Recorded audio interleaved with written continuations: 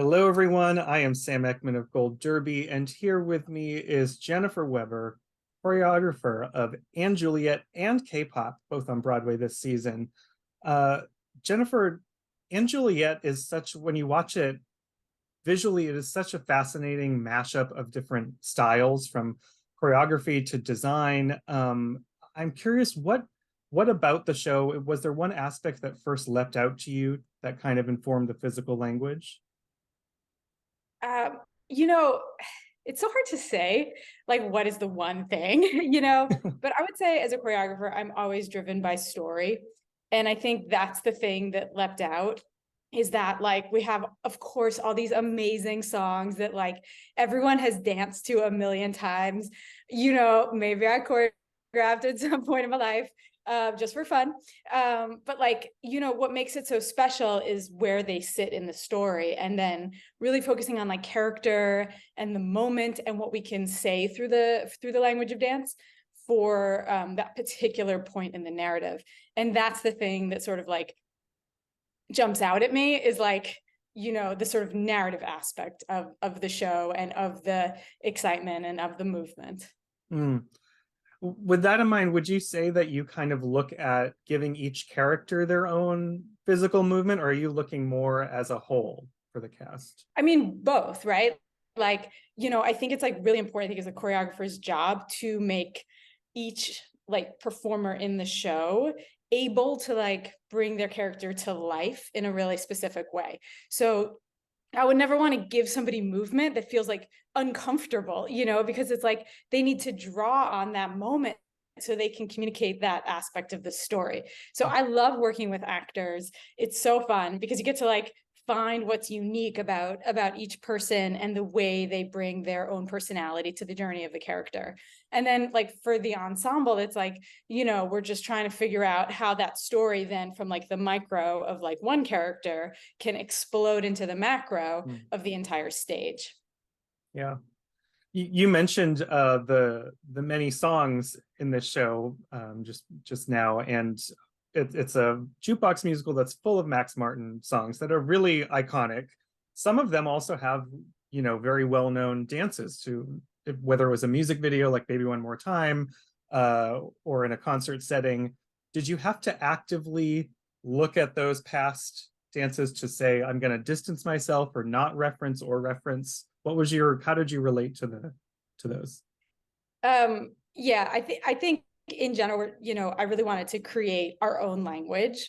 And like, especially, something like Baby One More Time, of course, that choreography is so iconic, but like our number couldn't be further from that music video because the song has been so deeply reimagined and sits in such a completely different visual world. Like that would make zero sense. But there is like one tribute move to Backstreet Boys in our De Boy Band medley that is just like, I don't need to reference that video. Everybody in the world knows that move. And, like it felt wrong not to pay tribute to that one move, Uh, um, if you don't know what move that is, please come see the show. You will recognize it. Yeah, the Du Bois band section is very recognizable for sure. Yes. Um, and you've been with this show for quite some time through its many iterations. Is there something that you could, pinpoint as like what's the biggest change that you've encountered over time with the show? Oh boy. I mean, like shows evolve. Like that's the magic is like the collaboration and what happens in the room. And like there have been things that like I prepped early that I could think that are like I made them in my living room that are exactly what's on stage today. And then there are things that like have had many iterations, in rehearsal, in workshops, in taking it from Manchester to London and then to New York. There's some things like that have changed at each of those stages, and then other things that just haven't changed at all. I would say like probably the biggest shift is the Kiss the Girl number. At one point in very early workshops, it was a tap dance, and somehow that didn't make it. It didn't stick. And I just remember so clearly we were working on it in London in one of our very first workshops. And it was the only people working on the number were people who were not currently in West End shows. So like everyone had to like go to the theater. And then like the last half hour was like all these people who got just sort of stuck doing the tap dance thing. And it didn't see the light of day. It never saw the light of day. Wow. I would love to see the reimagined tap dance version of that number, because I have the it's hard to video. picture with this. It is hard to picture. But you know, that's the thing, is it's so important to like try things and it be okay to fail. You know, like I think if we as artists put pressure on ourselves that like everything we choreograph the first time out the gate has to be perfect, then I feel like we're not going to take the chances, you know, that we need to like push art forward. And I think like that's what's so amazing about being in a theatrical process of a show like Anne Juliet over, you know, whatever it is, 4 or 5 years at this point, is that like we were free to fail. I mean, it's something actually Max Martin says, like, dare to suck. And like, I think that's like one of his mantras. And I think it's really important because like, if you don't take that risk, like you're just going to do something you know is safe, that you know is good, but you might never get to great. Hmm. I'm always curious too with, you know, the interaction between different disciplines in a musical, because some of these numbers are just enormous and you're utilizing not just your dancers, but the set, you know. So are you able to go into, you know, to the designers and say, I really want people dancing on a bar or something while, you know, Juliet is up on a chandelier? How does that relationship work? I mean, again, that's the collaboration. That's, you know, Luke Shepard, our amazing director, and Sutra Gilmore, our amazing set designer, and myself, and everybody just brainstorming crazy ideas. And I think especially for Anne Juliet, like we're really inspired by the explosion of numbers in pop concerts, and how, you know, in the world of like a big pop tour, these kind of things happen, and you know, like the stage moves or something comes out of the sky or inflatables or what, you know, whatever it is.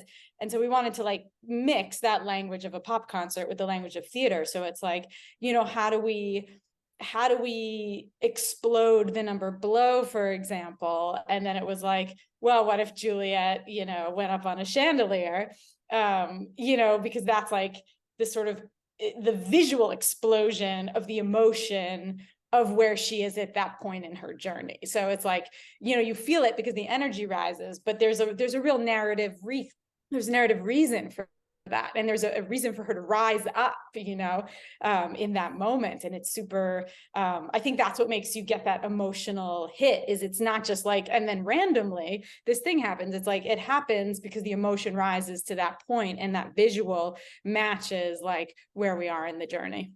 Mm. Well, and speaking of pop music, you know, Anne Juliet is very centered around the dance, feels very pop, feels very hip hop.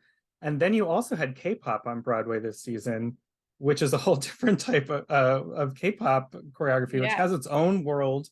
Absolutely. Was that something you were already steeped in? What kind of research did you have to do?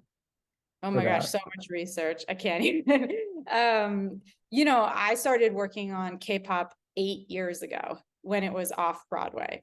And that show actually started before there was a script. There was dance workshops and there was music workshops. And I was with it from the very, very beginning. And back when we started it, you know, K-pop was not so popular in America. It wasn't like today, you know, where today K-pop is huge. Everyone knows what it is. But, you know, when we started working on it 8 years ago, it was definitely not that. So of course, like, you know, it's taken a ton of research and a ton of collaboration, you know, to get K-pop to have that vibe that feels like so specific to that culture.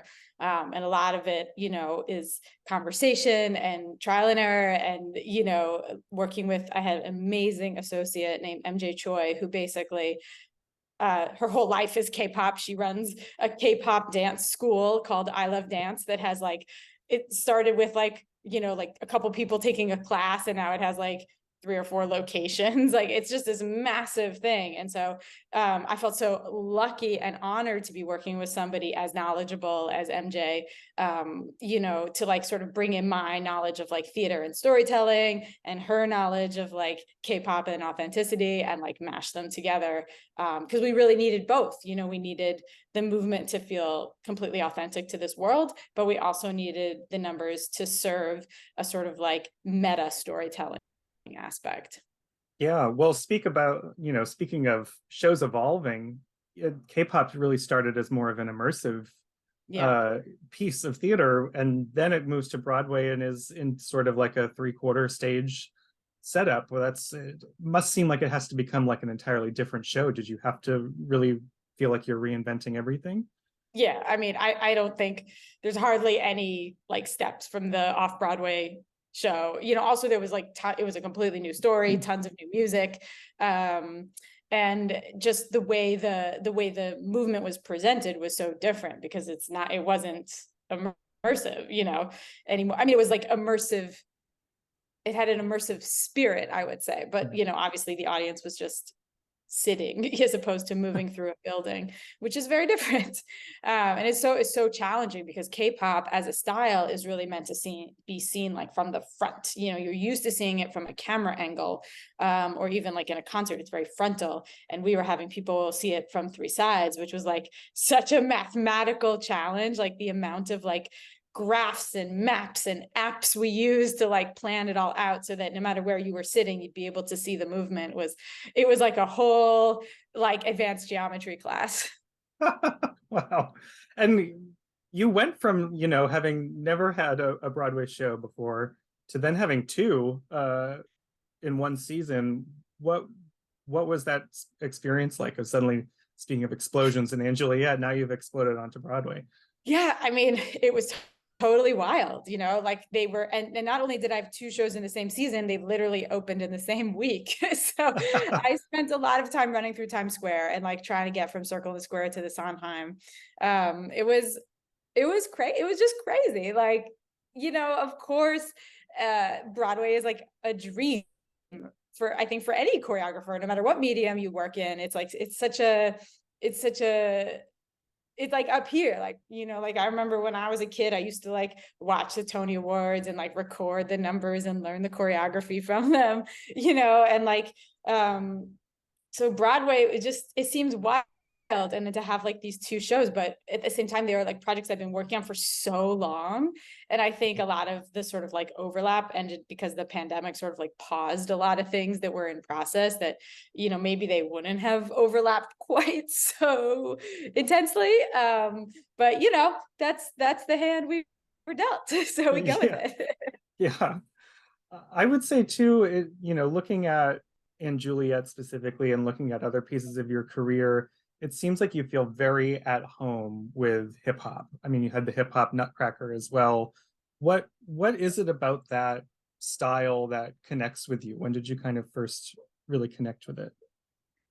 Yeah, I started getting into hip hop when I was in college in Philadelphia at the University of Pennsylvania, and I started going out to clubs like when I got old enough to like go out.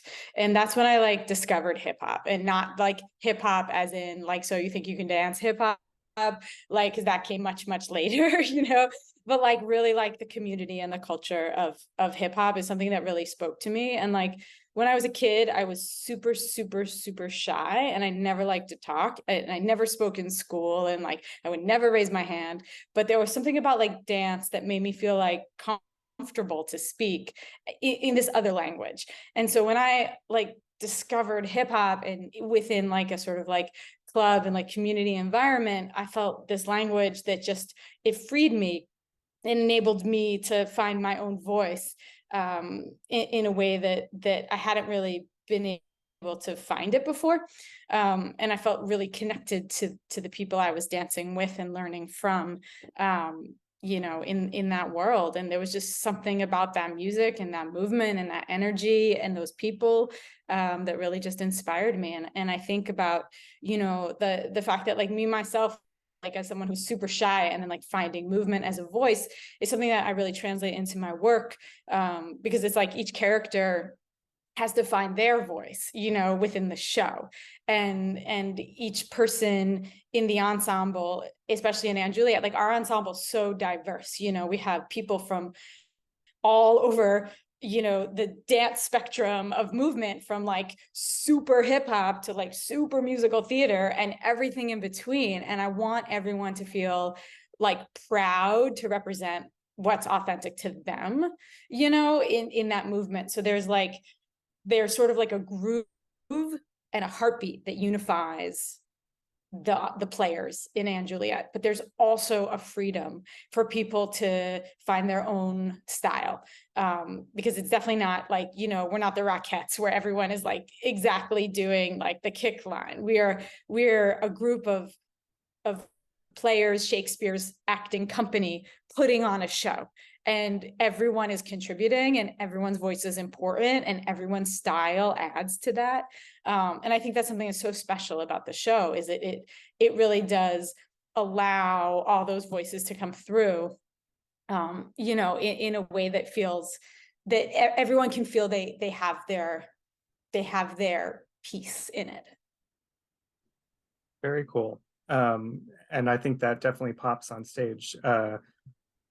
In thinking, you've had this great season of two shows, two very different shows. Now that you've gotten kind of a taste of Broadway, are there other kind of ideas or other styles that you are hoping to present on stage in the future? Oh, definitely. I mean, I have lots of things both like in the works and in my mind of like projects I'd like to do. And I've always been sort of really interested in like pushing worlds together that you wouldn't necessarily think go together, right? Like in a project like the Hip Hop Nutcracker, it's classical music with hip hop dance. I am currently working on a project with ballet dancers, and like seeing what happens with my style. It's like people who have completely different training than me. And so I'm really interested in that. So I'm sort of really interested in like reimagining a classic musical through a contemporary lens, where dance is like really important to that narrative. And I think there's just so many stories to be told on stage, and there's something so magical about something that happens live, that happens 8 times a week, that you have to be there. Like, I know how different each show is and how special each show is and how special each audience is. So it feels like such an honor to have work that exists, for people to come see live, at 7 or 8 o'clock, every night, depending on what day of the week. Yeah. Well, we can't wait to see what new ideas come out of your head for whatever lies ahead. But in the meantime, check out and Juliet playing on Broadway now. And if you're watching at home, subscribe to Gold Derby. Keep up with us the rest of the season. Jennifer, thank you so much. Thank you.